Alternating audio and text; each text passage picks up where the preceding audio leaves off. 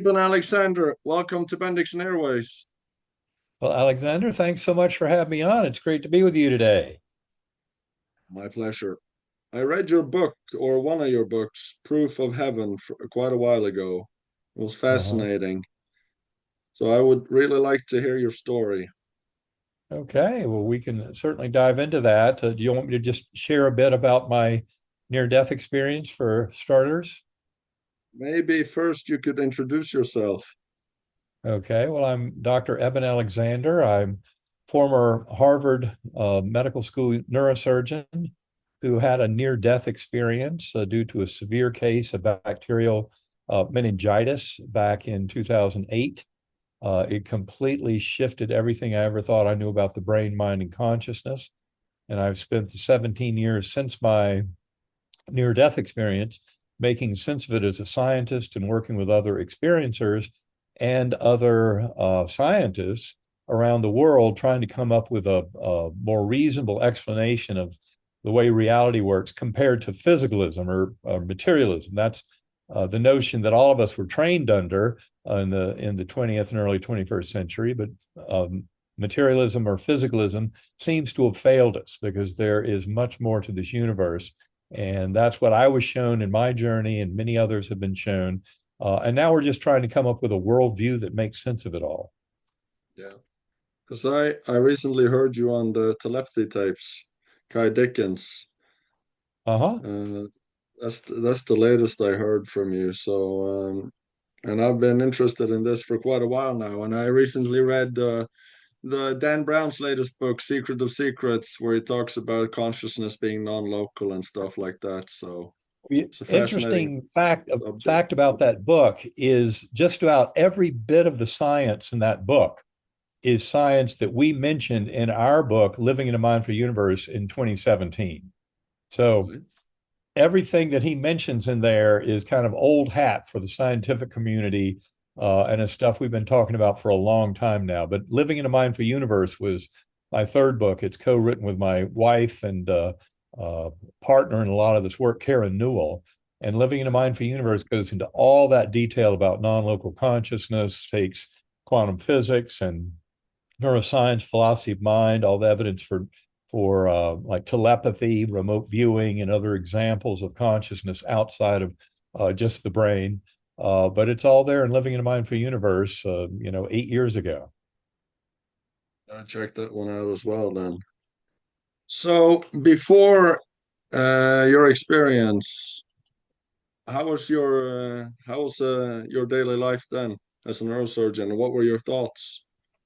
Well, basically, I was working away trying to help people get over things like ruptured aneurysms and arteriovenous malformations, brain tumors, head trauma, all those kinds of things. Uh, and my general thinking was, along the lines of my training, that is materialism or physicalism, somehow thinking that the brain creates consciousness. And of course, I recognized that nobody had the remotest clue how to solve what was called the hard problem of consciousness. But I believed in kind of promissory materialism, as John C. Eccles put it, and he promissory materialism is just the notion that if we keep studying the brain hard enough, sooner or later we'll figure out how it makes consciousness. But if it doesn't generate consciousness, that's obviously going to be a futile effort. And so, I was kind of stuck in that same trap of so many who didn't acknowledge the real power of quantum physics to kind of educate us about the nature of this universe. And quantum physics, in many ways, is screaming at us that consciousness is in many ways unified and fundamental in this universe. And that was something that, I was not aware of those discussions. I kept trying to think if we study the brain enough, we'll figure all this out. But really, my NDE was a beautiful example through having this extreme case of bacterial meningitis. And meningitis is really a perfect model for human death because the human part of the brain, the part that's responsible for all of our details of conscious awareness, according to modern neuroscience, is all in the neocortex. That's the outer surface of the brain. And that's the part that gets attacked in meningitis. And so for me, it was kind of extraordinary to have my brain attacked. And in fact, there's a medical case report on my medical records And the case report was written by three doctors not involved in my care, but fascinated by my recovery. Case report is in the Journal of Nervous and Mental Disease, September 2018. It's by Dr. Serby Khanna, Lauren Moore, and Bruce Grayson. And the thing about the case report is it makes it very clear that my brain was far too damaged to host any kind of dream or hallucination. I mean, that's apparent to anybody who knows enough neuroscience and about the assumptions about the neocortex.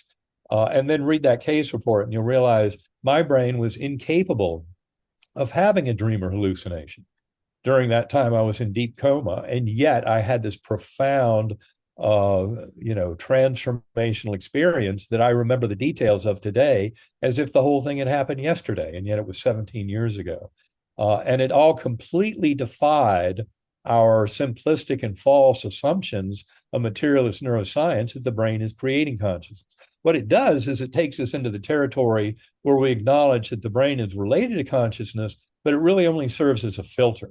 It's only there as a transceiver. It's there for us to connect to this primordial consciousness.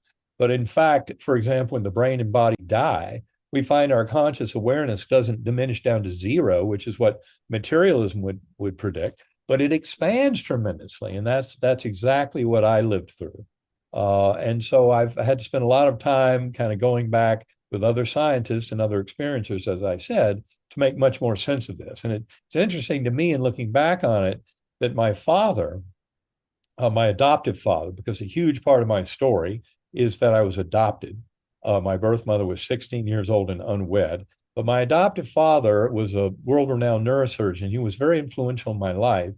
And he had a very strong faith in God. I still have the pocket Bible that he had when he served in World War II. He was in the Pacific Theater in New Guinea and the Philippines and then up into Japan. But I still have that little Bible at my bedside, and that's the Bible that I think he believed in God. His father had engendered that in him. And for my father, who was very scientifically advanced, I mean, he was fully up on Big Bang cosmology and all that, back in the 60s and 70s. But he knew the reality of God and power of prayer. He used it in his work as a neurosurgeon, as a healer. And yet I, like many of us who grew up in the 60s and 70s, really wrestled and struggled. I wanted to believe what, I was taught in church, but I knew from the get-go that science had all the big answers.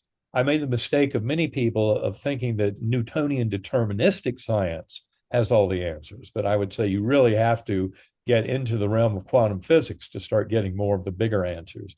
And quantum physics has been very well proven, in many ways as a complete theory, even though we still don't fully understand the implications of it.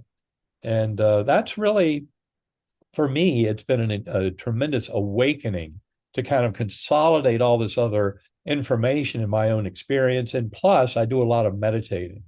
I realized within 2 years of my coma that the best way to understand it was not reading all those books that I was reading, but to explore my own consciousness. Prayer and meditation are the ways to do that. And once you realize that your own consciousness is not your own, it's not stuck in a 3.5-pound gelatinous mass, floating in a warm bath between your ears, but actually you're sharing the mind of the universe, then you realize that exploring consciousness can actually be a very valuable enterprise. And so I use something called sacred acoustics, binaural beat brainwave entrainment. People can learn more at sacredacoustics.com, but it's basically using slightly different frequencies of input signals to the two ears to cause an oscillation down in the lower brainstem. And that's where I think a lot of the big power of something like sacred acoustics comes from. But people can have extraordinary spiritual journeys and kind of come to a deeper understanding if they have this regular practice of going within and meditation and coming into a kind of a sense of their higher soul and of their connection with that primordial mind. So that's sacred acoustics. Is that a part of the meditation technique, or is it a separate part? Well, it's a mode of meditation, because binaural beats is kind of the key to it. Binaural beats were first described by Wilhelm Heinrich Dove, a Prussian physicist in the 1800s. And he found that if you put a pure tone in one ear and a slightly different tone, say 100 hertz, 100 cycles per second in one ear, 104 hertz in the other, that somewhere in the brain you generate this 4 hertz signal, the arithmetic difference between the two. And it can be a very powerful influence. And there was an article in Scientific American, I believe in October of 74, by Gerald Oster. It's called Auditory Beats in the Brain. And that describes a lot of the anatomy. But the bottom line is that these sounds are causing a very powerful oscillation in a nucleus called the superior olivary nucleus down in the medulla, the lowest part of the brainstem. And that rapid oscillation has an effect similar to what we've seen like with hypnotic regression, where people use a pendulum and your eyes are following the pendulum.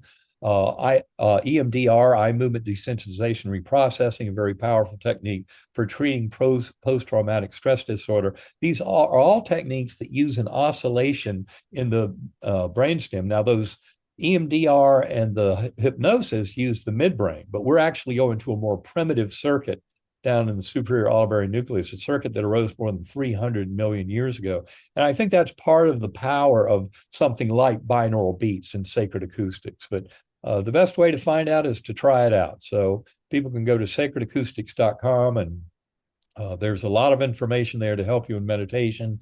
And I will also point out that there is a pilot study that's in the peer-reviewed literature by Dr. Anna Yusim. She's a busy psychiatrist in New York City, and she used binaural beats of sacred acoustics, specifically a set of tones called the whole mind bundle.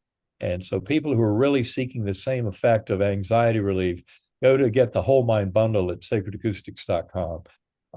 At any rate, Dr. Yusim found that over 2 weeks of listening, that her patients had a 26% reduction in anxiety symptoms, compared to only a 7% reduction in people who had normal talk psychotherapy for anxiety, but did not listen to the tones. So just having those sacred acoustics tones gave you a tremendous kind of boost against anxiety. And I promise you, there's a lot more going on here than just relieving anxiety. It's putting you in touch with kind of higher soul and primordial mind, and allowing you to get into some deep kind of soul work and soul growth. You spoke about consciousness there and the heart problem. How do you define the heart problem of consciousness? Well, I would say it was first defined by David Chalmers in his book, The Conscious Mind, I think in 1996. But he's an Australian philosopher, and he went through a lot of steps of kind of pointing out how there's an explanatory gap between what the mind does and what the brain does.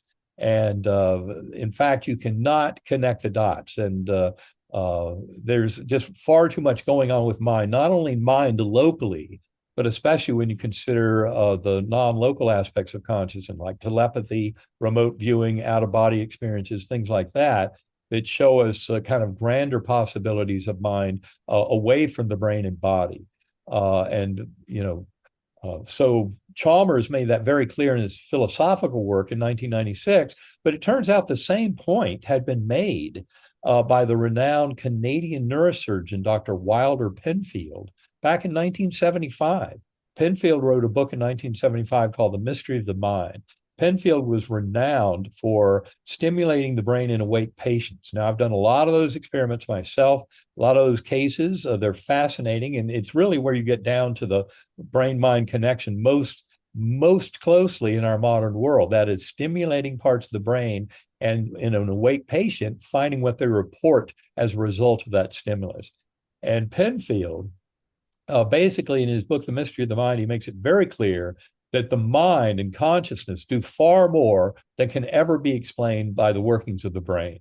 And he was very encouraged by this. He said, it is a materialist neuroscientist. He gives me great joy to recognize, that this opens the door to a spiritual universe, and that we're, spiritual beings in that spiritual universe. And sadly, the world was not ready for Penfield's message in 75. Chalmers, started bringing the philosophical discussion to a focus in the mid-1990s. But it's basically that explanatory gap between, the workings of the brain and what we call mind or phenomenal consciousness. And you come to realize there's no way you can close that gap from a materialist standpoint. So the hard problem is basically an impossible problem for materialist neuroscience. Yeah. So would you say, do you belong in the camp that believes that consciousness is the fundamental reality? Absolutely. I would put my position, if I had to put a philosophical label on it, I would call it evolutionary panentheism. But it basically, evolutionary means we have free will. And the free will is broadly a result of quantum indeterminism. I mean, what we measure in our world as quantum indeterminism is something that manifests as free will. And that has to do with the whole reason quantum physics is even related to consciousness in the brain. And it has to do with the fact that all the workings of the brain, everything that it's doing with these neurons interacting with each other, and the astrocytes and their support roles, and every bit of the structure of it, and the physiology of it, is due to quantum level effects. It's all due to ions and molecules and synaptic vesicles following all the rules of quantum physics. They are not like Newtonian deterministic billiard balls on a billiard table. And what that means is we have a possibility for tremendous field effects and coordination across the entanglement field, the quantum field, and all of that is what allows for this top-down causality of primordial mind to influence our emerging reality. And when you realize the brain participates in all this because it acts as a kind of a dissociation device to allow a little eddy current of that primordial mind to become our consciousness. But that consciousness is not so limited as we often think. And that's kind of the important thing to get. And that's where meditation and centering prayer can start to show you that your consciousness actually has influence at a distance. And across the field of consciousness to influence other sentient beings and their observations. And for me as a healer, as a doctor, the most obvious cases of kind of this mind over matter effect that we're talking about are demonstrated in healing. It starts with placebo effect, which has been acknowledged for 6 or 7 decades, even though it's been used for centuries. And placebo effect is much more than a sugar pill fixing a headache. Placebo effect is all about mind over matter and mind being able to manifest kind of the body and the health of our dreams. And you can move beyond placebo effect, which of course modern medicine honors tremendously. Most of our modern studies are placebo-controlled trials, but they're also revealing the power of our free will to bring health and healing into our lives. But you can move beyond that to a spontaneous remission. And for that, I would steer you to noetics.org, the Institute of Noetic Sciences website. And if you put in spontaneous remission as a search term, you'll find a book they published in the mid-1990s with 3,500 plus cases of people who had exhausted medical management of their cancer, their infection, or what have you.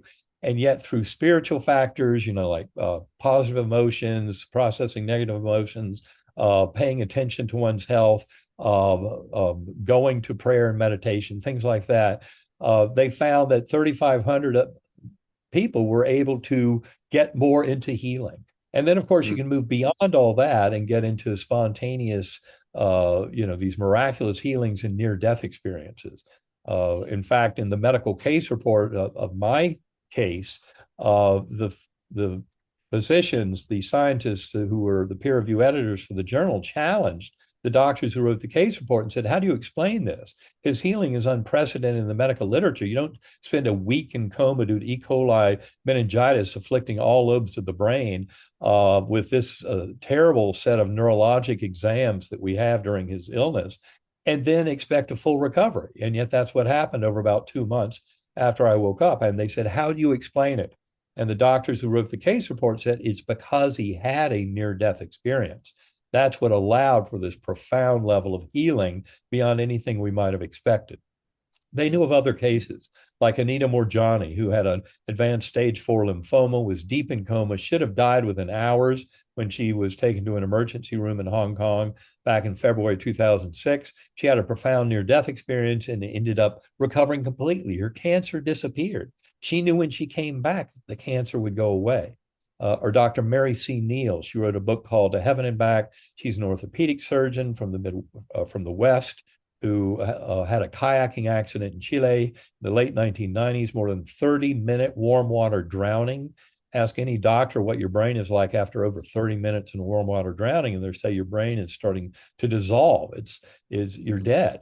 And she was brought to the surface dead, but they resuscitated her, and she made a full recovery. And just like me, and just like Anita, she goes around the world sharing her story. These are important stories to share because they reveal a pathway forward for all of us towards healing and wholeness, and coming into the souls we came here to be by acknowledging this self, this higher self that's far above and beyond the little ego mind. And of course, that's the advantage of meditation, is the little ego voice. That's a voice in your head. I love how Michael Singer, in his book, The Untethered Soul, he calls the voice in the head the annoying roommate. And that's it. Your consciousness is not that voice in the head. Your consciousness is absolutely aware of that, but your consciousness is far grander than that too, and it's interconnected with this primordial mind. So these are all things that have helped me come to a deeper understanding of the brain-mind relationship, the nature of healing and wholeness, and how we really can use that binding force of love, which is what NDEers discover on these journeys, bring that into this world and bring a lot of healing to this very, very kind of toxic and problematic world right now. Yeah.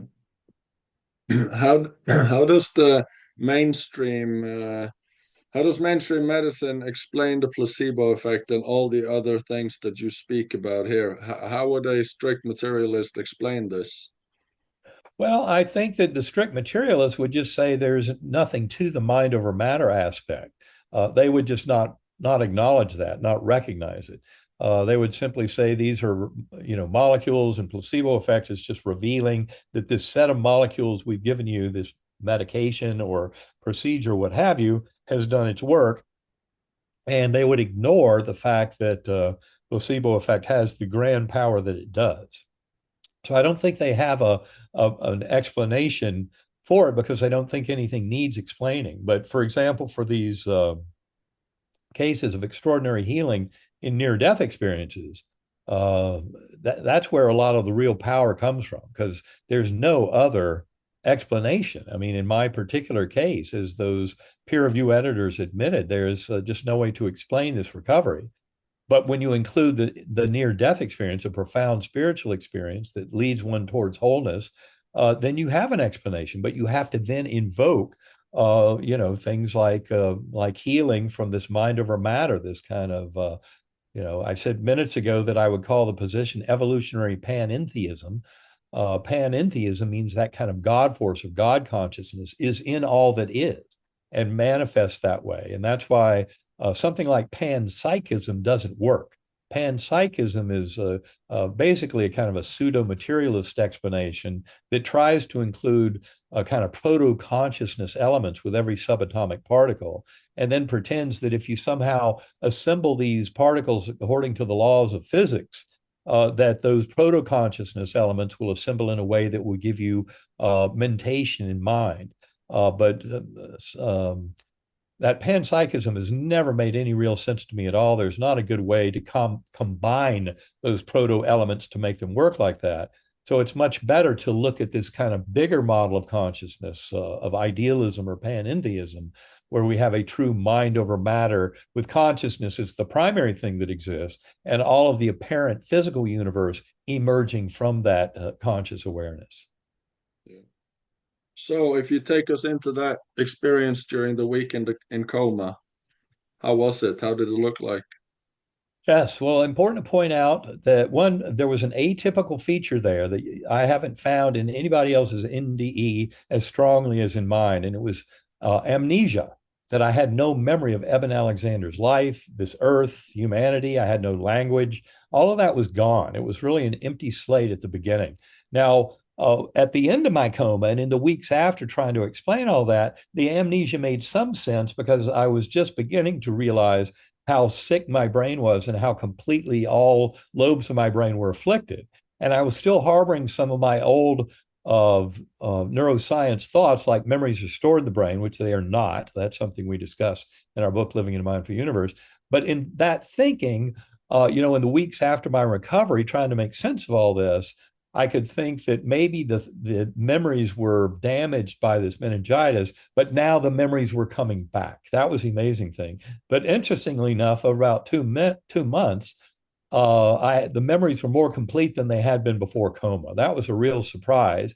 And yet, that just as we discussed in our book, Living in a Mindful Universe, makes perfect sense when you realize memories are not stored in the brain at all. The brain allows access to that realm of consciousness and to that realm of memory that I would call the Akashic record, or call it the quantum hologram. That would be that big repository of all possibilities for potential outcomes. But anyway, so I start out with the amnesia, and that it was in what I call the earthworm's eye view, very primitive, coarse, unresponsive realm. It was like being underground, dirty jello, what have you. But the good news is that didn't last forever. There came this slowly spinning white light that opened up like a rip in the fabric of that ugly earthworm eye view realm, and it led me up into this brilliant, ultra real Gateway Valley. And the Gateway Valley was in many ways like Plato's world of ideals, but for the individual soul. There was no sign of any death or decay, but this is where we would go through life reviews. I couldn't have an Eben Alexander life review because of the amnesia, but I did end up seeing life reviews and reincarnation in very powerful visions as this whole thing moves forward. But in this Gateway Valley, beautiful kind of earth-like scenes, but as we've said, no death or decay. So kind of a world of ideals around this beautiful green meadow, this sparkling waterfalls into blue pools, a forest out there, and then thousands of beings dancing in this meadow. Lots of joy and merriment, children playing, dogs jumping, incredible festivities. And up above were these swooping orbs of angelic choirs that were emanating chants and anthems, hymns that would just thunder through my awareness. It was absolutely a magical vision, a magical world. And the best part about it was I was witnessing it all. I had no body awareness, but I was witnessing as a speck of awareness on a butterfly wing. And there were millions of other butterflies looping and spiraling in these vast formations. But the best part was I wasn't alone. There was a beautiful young woman, sparkling blue eyes, high forehead, high cheekbones, broad smile. She never said a word. She never had to.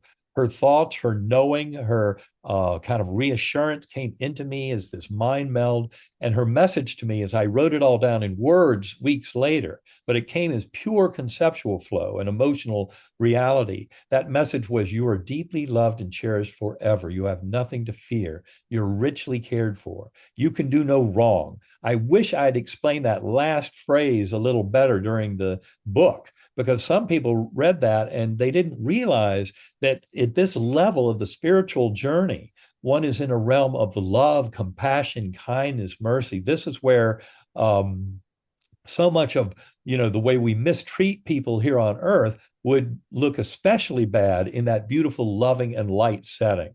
And so when I said you can do no wrong, what I meant was we have free will. We can choose to do anything, but we find, especially in the life review of a near-death experience, that the more love, compassion, and kindness we've handed out to others, the easier our pathway is. And that was something very clear to me, and I didn't express very well when I reported those phrases in the book. But there's absolutely, an easy, facile way to move forward in our growth and understanding. And then there are ways to resist that. And the resistance is always involving kind of the ego and kind of self-serving, egocentric policies, et cetera. That's what gets us into trouble. And that's where the big message for NDEers and for me and more than 90% of NDEers come back from these experiences and have for thousands of years, not only believing in, but knowing in a powerful, loving, healing God force at the core of the universe. And what my journey showed me is it doesn't matter if you want to try and label that force as God, Allah, Brahman, Vishnu, Jehovah, Yahweh, Great Spirit, Tao, all the many words that humans have applied to that tremendous wisdom that they run into in these journeys. But to acknowledge we're all really talking about the same thing. And that's where I think religions can get us in trouble through their ideologies. And the more they lean just into the deep message of the prophets about love, about compassion, about mercy, about taking care of each other, that's when they're purest and they're really following the lead of these experiences. So, but so in this Gateway Valley, I don't want to, I've got to move the story along here, and then you can get back to questions. Yeah, yeah. But that beautiful Gateway Valley, what happened was those angelic choirs and the music that they were emanating uh, generated yet another light portal. And I remember seeing all of four-dimensional space-time collapsing down, all of that spiritual realm where you have access to eternity. Very important point is when we're in that spiritual realm, birth, death, everything in between can be simultaneously experienced by us.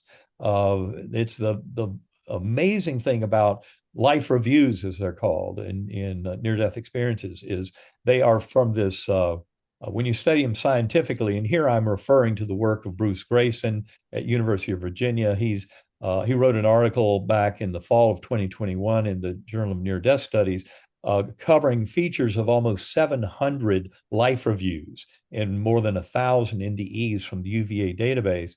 And he says that it's like a reliving of events, not just a remembering. That's very important. Reliving of these events, because the universe, with this kind of spiritual aspect, allows us to have access to all those points of our lives. In fact, in his study of 700 life reviews, he found that about a third of people reported going through the entire life, that nothing was omitted. And you might wonder, how does that happen in a 10-minute cardiac arrest? Well, it happens because in that realm, you're completely outside of space and time.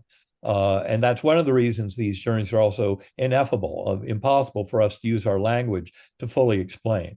So at any rate, Grayson also said that about 84% of life reviews involve events witnessed from the perspective of everybody involved. Now, that's extremely important. I often say we're sharing the dream of the one mind. And essentially, life reviews are the golden rule written into the fabric of the universe. Treat others as you would like to be treated. Because in the life review, whatever you've handed out to others, if you've caused a lot of pain and suffering, in the life review, you receive that. You feel what it felt like. And so the life reviews is gently nudging us towards taking care of each other. We learn that if we hurt another, we're really hurting ourselves. So at any rate, this is the kind of vision I'm having, is this bigger reality.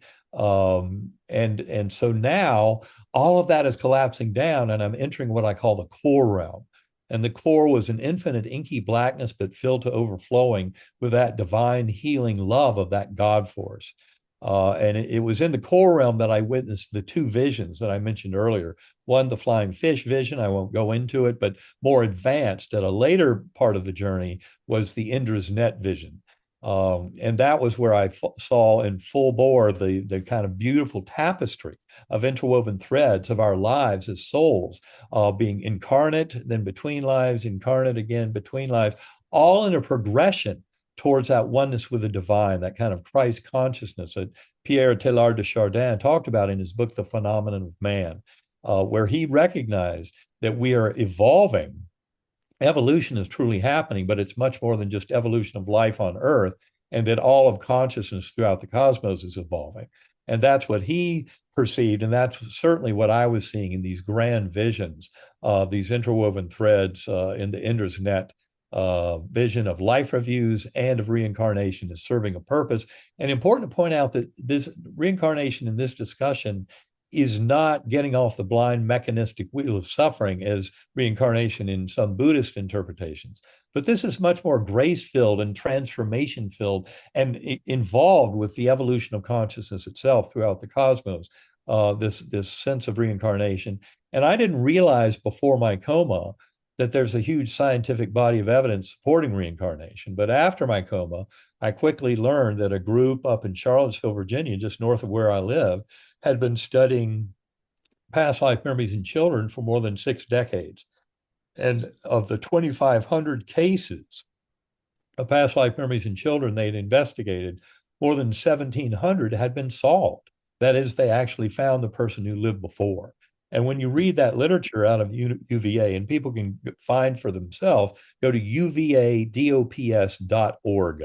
That's the University of Virginia Division of Perceptual Studies.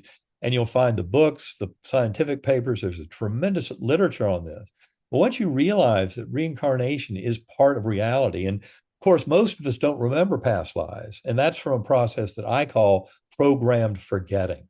We say, I don't remember past lives. That can't be real.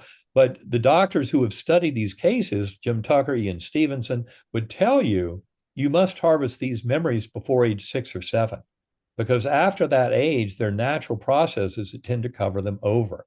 And for whatever reason, our current level of development of human evolution, we need this kind of skin in the game to have these memories not necessarily last through our whole lives. Or I would say it's probably also culturally important, because some cultures that accept reincarnation are probably much more fostering of an ongoing soul journey in progressive lives than a culture like ours. It's heavily materialistic and tries to deny these realities, even though, as the UVA scientists have discovered, there's no denying the reality that our souls come back again and again. It's a very important feature of all this.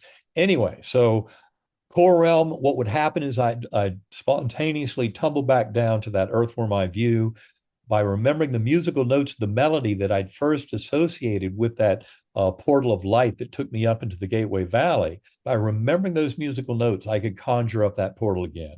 And so that happened again and again, that I would go through these multiple levels. I discuss a lot of that in the books, Proof of Heaven, Living in a Mindful Universe, a Map of Heaven. They're all covering this kind of bigger territory. But ultimately, what happened was, every time I entered the core, I was told, you're not here to stay. You'll be going back. We'll teach you many things. And there came a time when I could no longer conjure up through the memory of those musical notes and that light portal. I could no longer get that portal to take me back up. And to say I was sad at that point would be an understatement. But I also knew I could trust. I'd been promised that multiple times in the core by that God force that I saw as the very source of my conscious awareness, and by that guardian angel in the Gateway Valley, that I would be taken care of. And at this point, I was aware of thousands of beings going off around me into the distance, heads bowed, many holding candles, and this murmuring energy coming from them. And the surprising thing, even though I was now down in this kind of ugly earthworm eye view where it all began, this murmuring energy coming from them was very comforting and reassuring. And again, a reminder of being in my spiritual home. It was very reassuring.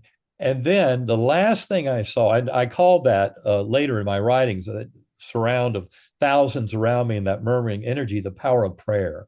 And that's what was drawing me back towards this world. And then what the final event of my NDE, I saw 6 faces that would just bubble up out of the muck. They'd say a few words and disappear. I didn't understand the words because my amnesia was still very active, even at the end of the 7-day coma.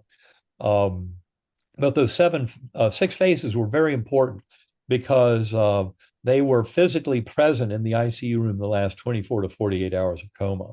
So they helped me to realize that the vast majority of the coma experience had to happen between days 1 and 4 or 1 and 5 of my 7-day coma. We go into all the details of timing in the books, but that's the reality of it. The last face I saw was the most important by far. And that was the face of a 10-year-old boy. And I didn't recognize him at the time because of my amnesia, but he was pleading with me. And even though I didn't understand the words, it was the emotional tone of his pleading. And it turns out that was Sunday morning. It was day 7 of coma. The doctors had just held a family conference where they said I'd gone from a 10% chance of survival early in the week down to a 2% chance of survival by that Sunday, day 7, and that there was only a 2% less chance of recovery, of surviving it, but no real chance of recovering. And that's why they recommended taking me off the ventilator, off the antibiotics, and just letting me go. And they had protected Bond from the worst news that week, but now he heard things were a lot worse than he'd been told. He came running down the hallway, pulled open my eyelids, one eye looking over there, one eye looking over there, neither pupil working. Anybody in medicine knows that's a horrible picture. And he was pleading with me, Daddy, you going to be okay? Daddy, you going to be okay? As if somehow that would make it so. And it was soon after that that I started fighting the ventilator and coming back to this world. That's when they pulled out the breathing tube and I went, thank you. Now, I was still too scrambled in my meningitis state to recognize loved ones at the bedside, even though that recognition came within an hour or two. But initially, I didn't know who these beings were. All I remembered was this incredible journey I'd just been on. And then I also was in and out of a kind of a paranoid delusional psychotic nightmare for 36 hours after extubation. So, but the interesting thing is in talking with my family about what I was seeing during these hallucinations, I knew just in my discussions with them that it was all delusion, that it wasn't real. It was very different from the deep coma experience. And those memories, I'm glad I was busy writing it all down because those memories from the deep coma experience are as sharp and stable and transformational today as they were 17 years ago. And yet the memories of that psychotic nightmare in the 36 hours after coming out of coma, those memories disappeared within a few weeks. At any rate, all my memories came back within 2 months. And doctors at my hospital were fascinated by my recovery. They invited me to my own morbidity mortality conference, which most patients don't get to attend. Those are about the cases where people die or are horribly maimed. And somehow I'd come out of all this. And my fellow doctors wanted to know my explanation.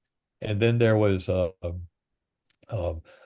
County Medical Society asked me to come give a dinner talk. And I think it was about 150 physicians and spouses, et cetera, came to attend this talk. They really wanted to know what in the world, how do you explain this? This kind of medical miracle. And so that's what I've spent these 17 years working on is, how this all happened, what it means about the nature of reality, and how all of us can influence our own healing. Fascinating journey. But how were you treated by your fellow colleagues? They wanted to know. I mean, the doctors who knew this case, all the people in my hospital they had to know what happened. How do you explain this? So, people assume out there that the scientists in the world have ridiculed me and said, no, Alexander's crazy. He had an NDE. That's impossible. That's not true. The scientific community has been my best support. And it starts with my own doctors and nurses. But then, of course, the group at UVA was extremely supportive. I gave a talk up there about 2 years after awakening from coma. That's when Ed Kelly gave me a copy of his book, Irreducible Mind, that had just come out like the year before. And that's the first book of his trilogy. And for any scientist deeply interested in these topics, go to Ed Kelly's books. Irreducible Mind, then Beyond Physicalism in 2015. And then in 2021, he wrote Consciousness Unbound. And these are all extraordinary works that take a deep scientific dive into explaining these phenomena. And they're getting there. I mean, this work is actually leading the scientific community in a tremendous revolution of understanding towards this panentheism approach that I mentioned a little while ago. And so the scientific community has been terribly supportive. The groups that have been kind of attacking me are the kind of pseudoscientists of the scientific writing community. Those are the non-scientists, journalists who claim to understand something about science. And there's one attack really that other people have mirrored, but it was an attack to try and discredit me and all of that kind of thing. But the scientific community at large has really embraced my story and are using this, moving towards a much improved model of reality that involves reincarnation and the afterlife. So do you think we're heading towards a paradigm shift? I think we're absolutely heading towards a very major paradigm shift. And fuel for that, for any of your listeners who would be interested, go to bigelowinstitute.org. You will find 29 essays that were written 4 years ago in a contest during the pandemic. And the contest involved only scientists who could demonstrate at least 5 years active research in studying the afterlife question. And Robert Bigelow, who funded the prizes for this research, had lost his wife. His son had committed suicide. He wanted to know, is there any evidence that their souls are really here? He wanted the scientific evidence. And he ended up getting 204 essays submitted. And of those essays, originally they were going to give out 3 monetary awards, but the essays were so good, they gave out 29 monetary awards. And those 29 essays are all available to the reading public for free right now at bigelowinstitute.org.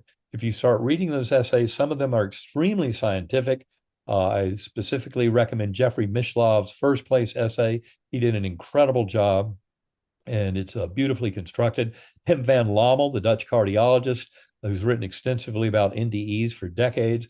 He won second place. And in fact, in his essay, he finishes off by getting to the one mind hypothesis.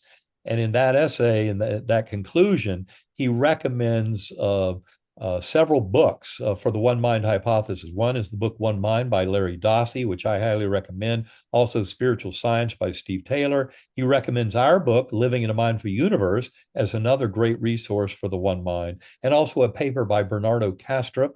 It's in the Journal of Consciousness Studies in 2018. It's called The Universe in Consciousness. And I would also recommend Pim Van Lommel's book, Consciousness Beyond Life. But also Bernardo Kastrup wrote a beautiful essay at bigelowinstitute.org. Dean Radin. In fact, I don't want to limit it by listing names because there's so many in there that are so good.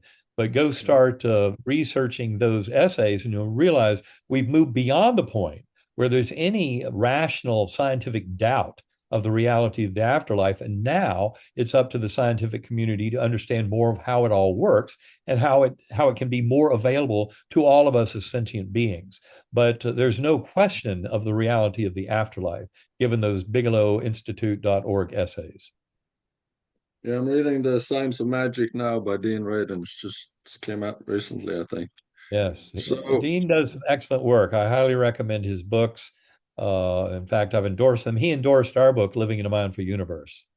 So nice.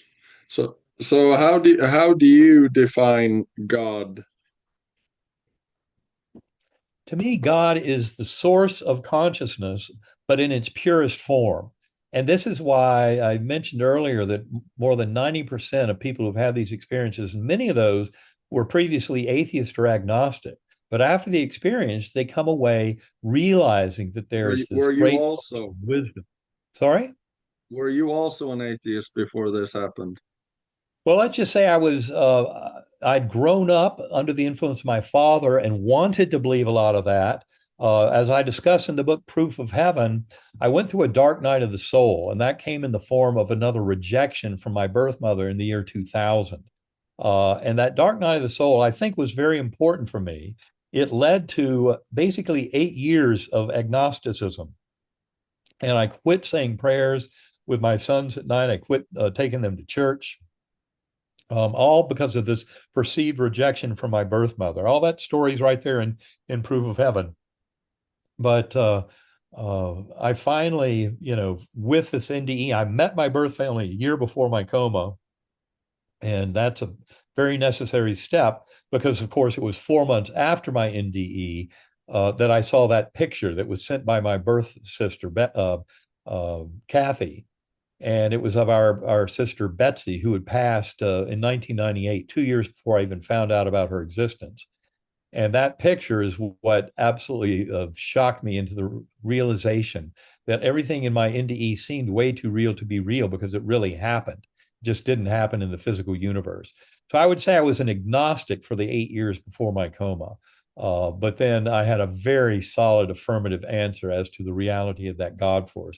But I see God as the common source of our conscious awareness. And in the purest form of our souls, we get to see that for all that it is. That's why these life reviews are so important, because people witness that God force, because it's kind of the ambience around them. God is not judging in these, and it's not an Old Testament judgmental God, but a God that is exemplary, kind of the light of pure love, unconditional love.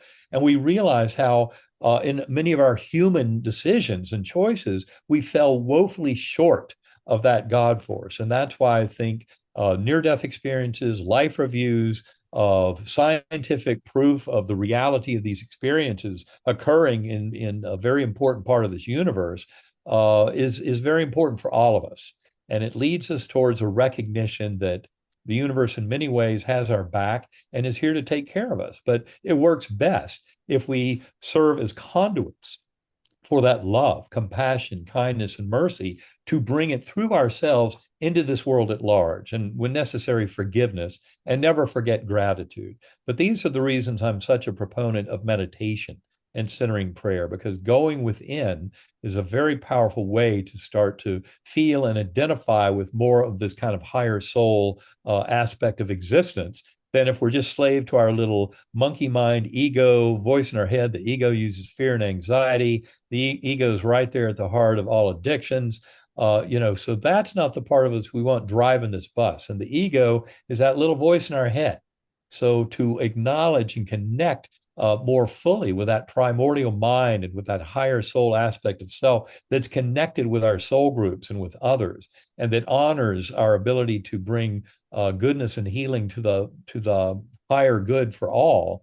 These are the kind of things that elevate us out of the kind of polarized, egocentric, kind of narcissistic toxicity of our daily lives in this material world with its politics and all that craziness. We can rise above all that and start to realize we're much more than just our physical body and that little ego mind, and start participating in making this world a far better place.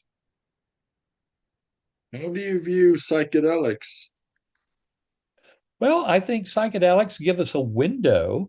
In fact, when I first went public with my story, Sam Harris, who's a neuroscientist here in the US, he accused me of just having a DMT trip. He thought that explained it all. You had this hallucinatory thing. And I thought, well, I'm really the best to answer that. And so I actually got involved in a dose escalation study of 5-methoxy DMT up to 48 milligrams. And what I can tell you is my experience on that kind of substance, I believe, was giving me a glimpse into the same spiritual world of my NDE, but it was like looking through a tiny keyhole trying to make sense of it, compared to my NDE, which was a natural, organic integration with that spiritual realm, like a panoramic view out of the penthouse suite. Very, very different. So, in other words, yes, I believe psychedelics might serve as a catalyst for some. They might be important in opening our minds to the possibilities, but ultimately it saddens me to see people who are, for example, taking ayahuasca every weekend and thinking that that's getting them there. I don't think that's really the spiritual pathway. For me, I recommend meditation.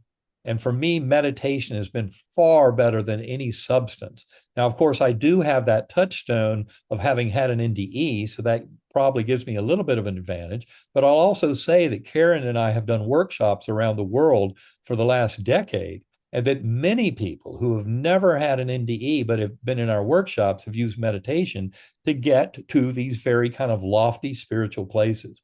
So for me, meditation is absolutely what I recommend. Psychedelics are important. There are two points I'd like to make about psychedelics. One is there are a number of papers that have come out since 2012 that use things like functional MRI, magnetoencephalography to look at people under the influence of those serotonin 2A psychedelics like magic mushrooms, psilocybin, LSD, DMT, the active principle in ayahuasca, things like that. That all have a kind of a specific set of effects and targets in the brain. And what you find out is when you look at fMRI or magnetoencephalography in these people on these substances, the brain is disappearing. The default mode network dissolves. You're not going to find any cell anywhere in the brain. Can you explain the default mode network? Yeah, the default mode network is basically defined if we're sitting with eyes closed, not doing any particular task, kind of daydreaming.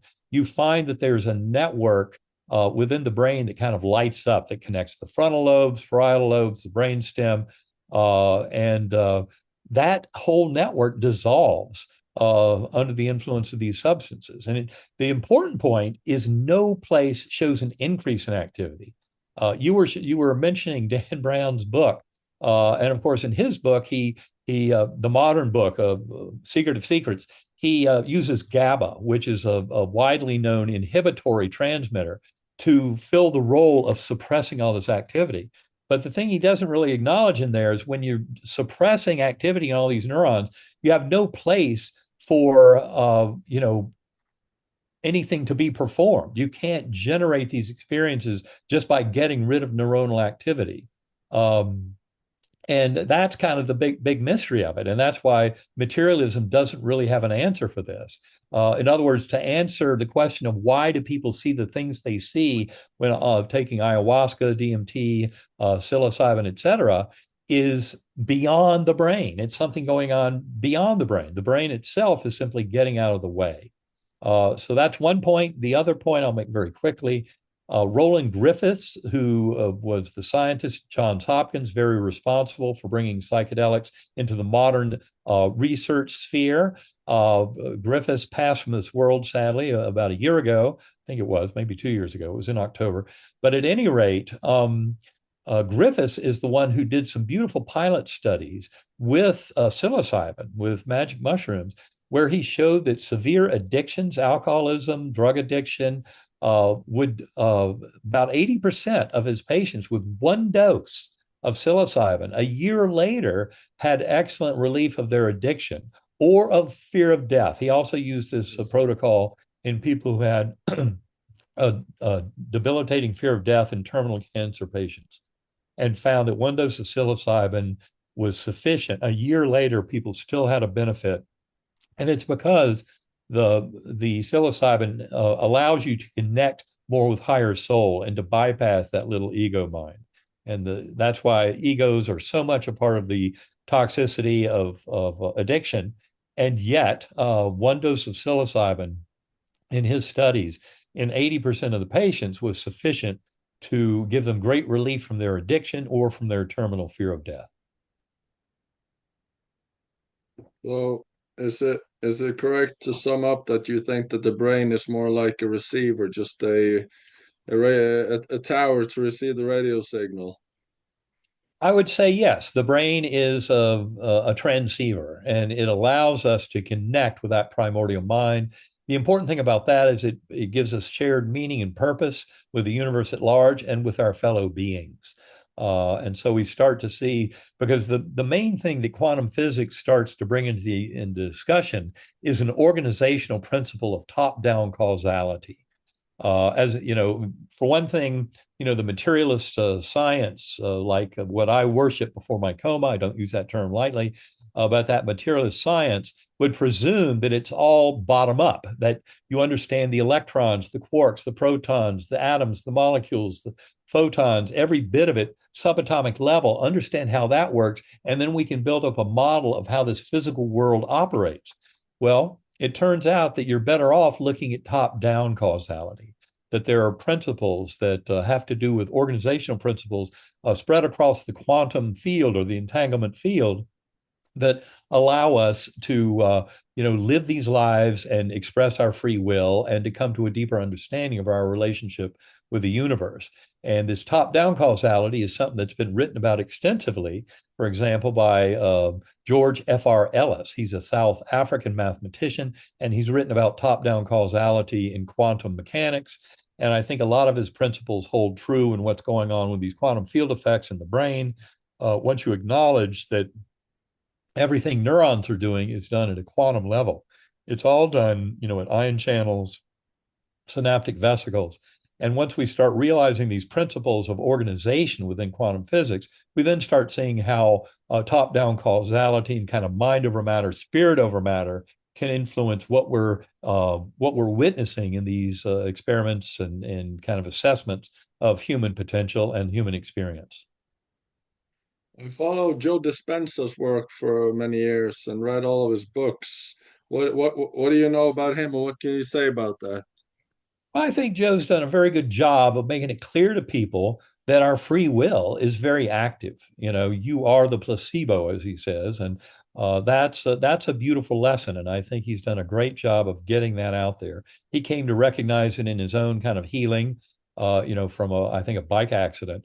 But at any rate, he's on the right track. So more power to him to get that kind of message out there. The more people understand that they're responsible for their decisions and yet also have tremendous power through their choice and decisions, and that is a power to help themselves and to help others in this world and to spread this kind of love and compassion and wholeness of healing.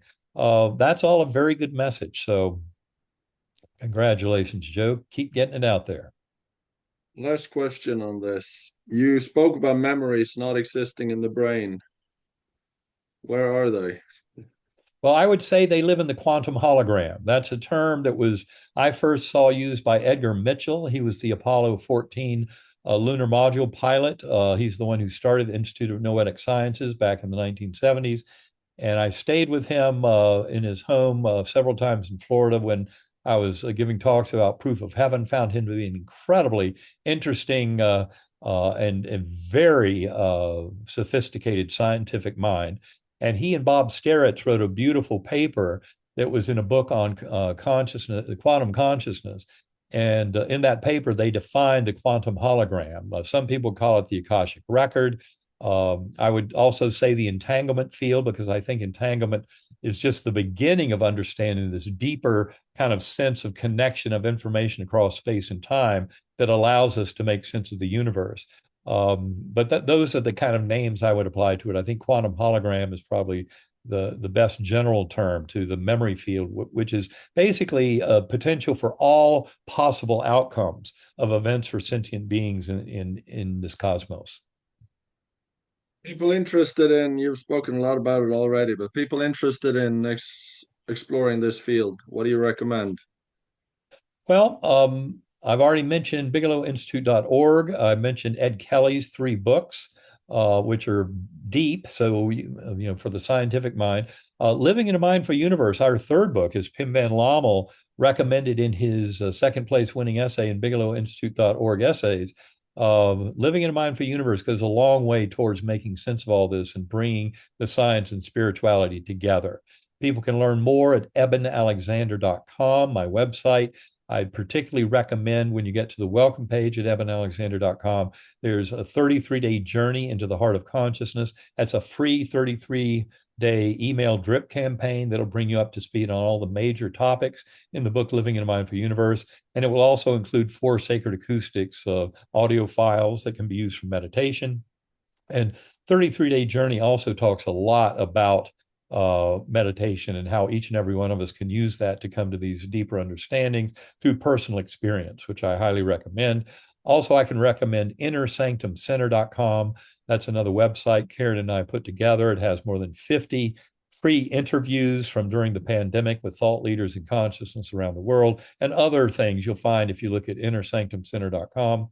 Also, sacredacoustics.com for anyone who wants to get into meditation. Highly, highly recommended. It's an extremely powerful technique. If all you're worried about is getting rid of anxiety, we already mentioned the Anna Usen pilot study and a 26% reduction over 2 weeks of listening to sacred acoustics. But there are many other advantages to it that have to do with soul guidance and journeying and understanding. That's all I'll say about that. But go to sacredacoustics.com to learn a lot more, and innersanctumcenter.com to get a lot more of the kind of interviews and other knowledge that helps you in the journey. Nice. Now, I have one final question I ask everyone, and I'm excited to hear your answer to it. What is the meaning of life? I think the meaning of life is know thyself. And once you realize you're sharing the mind of the universe, know thyself means know this universe as it functions. To learn more about our existence, about shared meaning and purpose. And ultimately, it's all about discovering that healing force of the binding force of love and the wholeness that it brings to this world and the wholeness it can bring to our lives individually and as a civilization. Eben Alexander, thank you very much. I appreciate it. Well, Alexander, thanks for having me on. It's great talking with you, and hopefully we'll talk again someday. Hopefully. Tusen takk for at du hørte på Bendiksen Airways. Dersom du har tips, kommentarer eller vil gi en vurdering av episoden, så gjør gjerne det. Det setter jeg stor pris på.